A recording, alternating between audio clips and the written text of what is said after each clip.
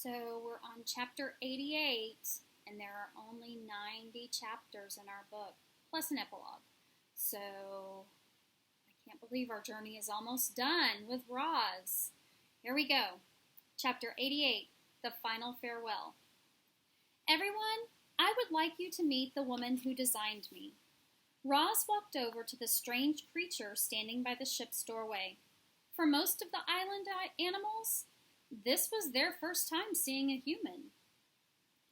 They squinted and sniffed and whispered to each other, trying to understand how such a frail old woman could create such a big, strong robot.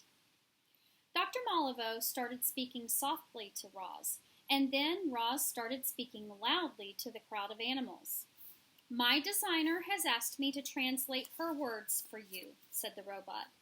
The following words are not mine, they are hers. The crowd settled down and listened. Thank you, island animals, for saving Roz. Without your help, she would have died here long ago. But you were not only her rescuers, you were also her teachers. You taught her to be wild, and she needed all of her wilderness to survive, both in your world and in mine. As I look around this wild paradise, I finally understand why Roz tried so hard to get back here. She does not belong with humans and robots. She belongs here, on this island, with all of you. We cannot risk others learning about this place. That is why I will soon leave and never return. But I promise to keep your island a secret so that all of you can live in peace. And I will spend the rest of my days filled with wonder at the miracle that is our wild robot. The meadow fell silent. A flurry of wing beats, and Brightbill landed in the grass near Dr. Malavo. He gazed up at the woman deep into her eyes, and then he bowed his head. Then the other geese in his flock bowed their heads. Crownpoint, the buck, bowed his head. Pinktail, the opossum, bowed. Mr. and Mrs. Beaver bowed. The lizards bowed, followed by the turtles and the frogs.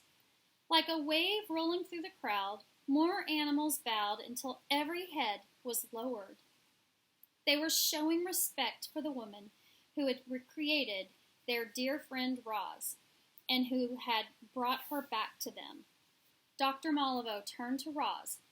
Do you understand why I can't return? She said, her eyes glistening. It's for your own good. I understand, said the robot. I only wish we had gotten to know each other a little better. Dr. Malavo smiled and pulled Roz into a hug. She didn't mind the robot's coat of mud and grass. Wrapped in each other's arms, they both felt something like love. You're the wild robot, said the woman. We'll be wild. Chapter 89, The Departure. Dr. Malavo stepped aboard her airship, and the door hummed closed. A moment later, the engines fired up, and the crowd of wild creatures backed away.